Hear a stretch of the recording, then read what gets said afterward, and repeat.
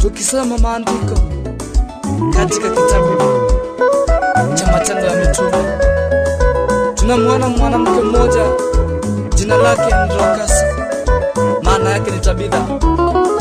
Mwanamke huyu alikuwa amejawa na matendo mema. Tenda mema, ndugu, tenda mema. Tenda mema, ukimgoja Bwana siku yake. Bwana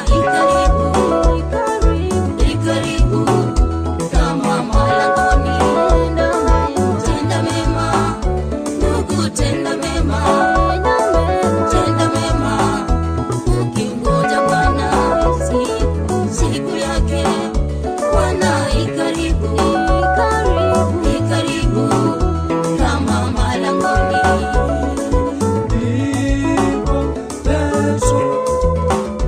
Akaingia chumbani, akamuita Muumba, Tabitha kafufuka. Ndugu yangu, Ukiacha dhambi zako na kuomba Mungu